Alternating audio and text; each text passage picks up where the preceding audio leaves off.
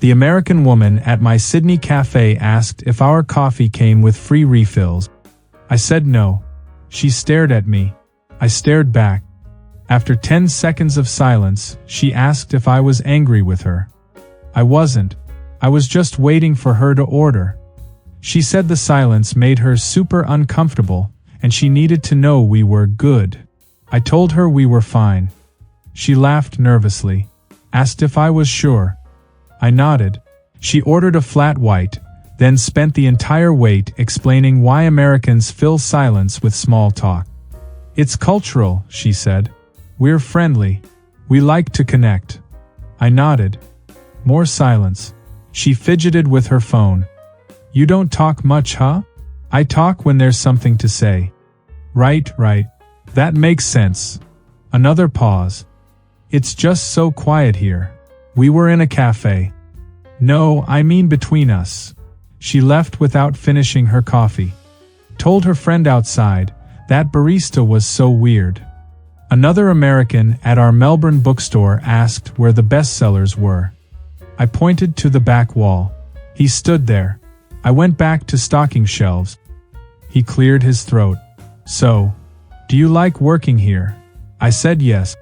Silence. Cool. Been here long. 2 years. More silence. Must be nice being around books all day. It is. Silence. He picked up a thriller, read the back, put it down. Do you read a lot? Fair bit. What kind of stuff? Mostly fiction. He nodded. Waited. I kept shelving. He cleared his throat again. Any recommendations? Depends what you like. Oh, anything really. I'm open. I showed him 3 options. He bought nothing. On his way out, he said, "You Aussies are so mysterious." I'd said 21 words total. At our Brisbane pub, an American couple asked for a booth. We only had tables. The woman said, "Oh, no worries, tables are totally great." Then silence. Then, "We're not picky people at all." More silence. "Honestly, we're just happy to be here." Her husband touched her arm. She kept going. "Back home we always sit at tables anyway. I brought menus." She thanked me 3 times. Silence. "Your accent is so cool." "Thanks." "How long have you lived here?" "Whole life." "Wow. What's that like?" "It's normal." Her husband whispered, "Babe, stop." She whispered back, "Why aren't they talking to us?" I was 3 meters away, taking another order. Australians treat silence like punctuation. Americans treat it like a fire alarm that needs immediate attention before the building burns down. I drove an American family in my Uber from Brisbane Airport to their hotel. They asked about the city. I gave them the highlights in 3 sentences. Tourism, beaches, good weather. Then I focused on driving. The mother leaned forward. "So what do you do for fun around here?" I said surfing. Silence. She tried again. "Oh, that's awesome. How long have you been surfing?" 5 years. More silence. She looked at her husband. He looked at his phone. Their teenage daughter whispered, "Mom, please stop." The mother couldn't stop. "Do you have family here? Are you from Brisbane originally? What's the best beach? Do you surf every day? Is it hard to learn?" I answered each question with 5 words or less. Short answers, polite tone. By the end of the 20-minute ride, she'd asked 47 questions. I counted. I answered all of them. As they got out, she told her husband, "I think we really offended him somehow." I'd answered every single question. I just hadn't performed enthusiasm or asked questions back. To her, conversation meant equal participation. To me, she'd asked questions and I'd answered them. Transaction complete. An American man joined our office in Sydney as a consultant for 6 months. First morning, he introduced himself to everyone. Big smiles, firm handshakes, asked about our weekends. We were polite, answered briefly. Got back to work. He stood by the coffee machine. Then he made the rounds again. Just wanted to make sure everyone knows I'm here if you need anything. We nodded. Silence. He tried jokes. We smiled politely. Went back to emails. By lunch, he asked our manager if the team was upset about something. She said no, we were just working. He said the silence felt oppressive. She explained that Australians don't do constant small talk at work. He said, "But how do you build relationships?" "We build them at the pub after work, not during work hours." He looked confused. "So you're just silent all day?" "We talk when we need to. We email. We have meetings. We just don't narrate our existence." He lasted 3 months. Left saying Australian offices felt cold and unwelcoming. We weren't cold. We were working. In America, silence at work means conflict or discomfort. In Australia, it means productivity. We like our colleagues. We just don't need to prove it every 15 minutes with performance friendliness. The American tourist at our Perth surf shop asked about wetsuit. I showed him 4 options at different price points. He tried one on, came out of the changing room, stood there. I waited. He waited. Finally, "So, what do you think?" I said it fit well. More silence. Like, "Does it look okay on me?" "It looked fine." Silence. "Would you personally wear this one?" "I don't surf in winter." Silence. "But if you did? Then sure." More silence. He tried on 2 more suit. Same routine. After the 3rd one, he said, "You're not really helping me decide here." I'd shown him the options. Explained the differences. Told him they all fit. He wanted me to have an extended conversation about wetsuit. To express opinions.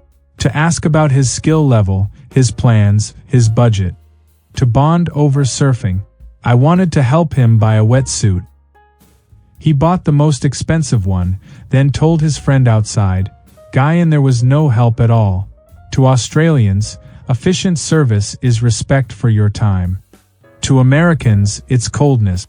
They want the transaction wrapped in performance. The American exchange student in my Adelaide University tutorial wouldn't stop talking.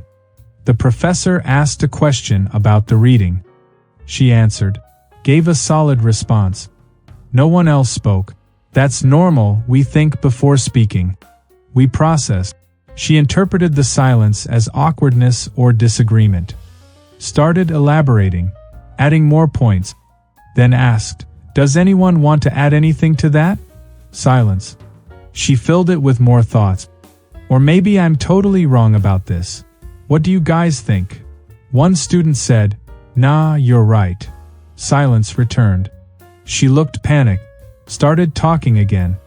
For 12 weeks straight, she monopolized every discussion because she couldn't sit in 5 seconds of silence. Her answers were good, but she'd give one, then panic when no one immediately responded, and give 4 more. Other students stopped contributing because she'd fill every gap. Her final paper analyzed Australian classroom hostility and exclusionary silence tactics. The professor wrote in her feedback, "We were listening and thinking, not being hostile." She got a distinction. Still didn't understand why we were so quiet. I work hotel reception in Cairns. An American couple checked in at 2 a.m. after a delayed flight. I gave them their keys, directed them to the elevator, told them breakfast times. The husband said, "Thanks so much, mate." Started walking toward the lift. Got 5 meters, stopped. Came back. "So, you're up pretty late." "I work night shift." Right. Crazy hours, man." "Yep." Silence. He didn't leave. Stood at the counter. "Do you like working nights?" "It's fine. I could never do it. I need my sleep, you know?" "Okay." More silence. His wife tugged his arm. He ignored her. "We're from Oregon originally.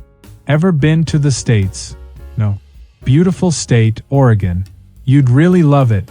So green." Silence. "We're here for the reef." "Great choice." "Yeah, we're super excited." "Have you done it?" "Few times." "Amazing, right?" "Yep." Silence stretched. He stood there another full minute, swaying slightly. Then suddenly, "Well, we'll let you get back to work." I hadn't stopped working. I'd been processing paperwork the entire time. He just kept talking at me while I worked. As they walked away, his wife whispered, "Why was he so rude to you?" I'd been perfectly polite. I'd answered his questions. I'd just been quiet. To them, minimal words meant minimal respect. An American joined our Darwin construction crew. 31-year-old guy, good worker. First smoko break, we sat in silence. Drank our coffee. Ate our snacks. He tried conversation. Asked what we did on the weekend. We told him. Brief answers. Back to silence. He texted someone. I saw his screen later when he showed someone. These guys seriously hate me. We didn't hate him. We were on a break. Breaks mean rest, not performance. He kept trying. Every single day. Asking about our families, our opinions on politics, sports, movies, everything. We answered. Friendly enough. Never asked him questions back, because we were resting. We didn't need to fill 15 minutes with forced conversation. After 2 weeks, he told the foreman we were excluding him from the group. The foreman said, "They're just quiet during breaks, mate. Nothing personal." He said, "Nobody's just quiet for no reason." In America, silence in groups means rejection or conflict. Someone's angry or you're being frozen out. In Australia, it means you're comfortable enough with each other to not perform. We liked him fine. We just didn't need to prove it every smoko with an interrogation about our lives. The American girl I met at a Hobart pub talked for 45 minutes straight. About her marketing job, her terrible ex-boyfriend, her travel plans, her golden doodle named Biscuit, her sister's destination wedding drama, her favorite true crime podcast. I listened, nodded at appropriate times, sipped my beer, offered brief comments when she paused. That's rough or sounds complicated. She seemed happy, comfortable, then suddenly stopped mid-sentence about her boss. Oh my God, wait, I've been talking this entire time. I nodded. And you've barely said anything. I'd said plenty.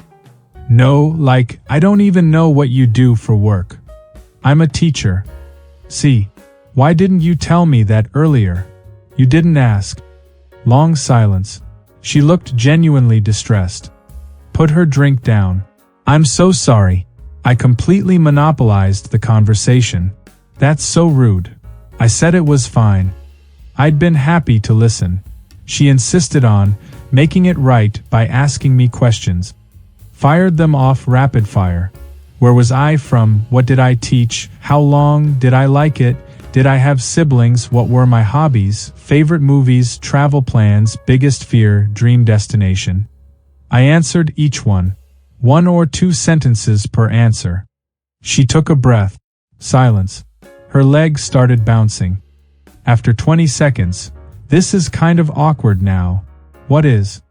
The quiet. Like, what are we supposed to do? We could just sit here. But what do we talk about? Nothing if we don't have anything to say. She looked at me like I'd suggested we breathe underwater. That's such an Aussie thing, she said. Americans would never just sit in silence like this. It feels wrong. I asked why. Because someone might think we're fighting or uncomfortable or bored. Were we fighting? No. Uncomfortable? Kind of, yeah. Bored? No, you're interesting. Then what's the problem? The silence is the problem. She left 10 minutes later. Said she had an early morning. It was 7 p.m. She texted me later that night. Sorry if I was weird earlier. Silence genuinely freaks me out and I don't know why. Here's what Americans don't understand about Australian silence. It's not passive-aggressive. It's not judgment. It's not discomfort or anger or boredom. It's just nothing. Empty space. We don't need noise to prove we're friendly or engaged. We don't need constant validation that everything's okay between us. Silence is where Australians recharge. It's comfortable, natural. Americans see an empty space in conversation and panic. They fill it immediately with anything, questions, observations, anecdotes, random thoughts. Australians see an empty space and relax into it. Neither approach is wrong. They're just different ways of existing in the world. But when they collide, Americans think we're angry, and we think they're exhausting. Next time, I'll tell you about the American who thought Australian directness was workplace bullying. Spoiler, we were just telling him his reports needed work.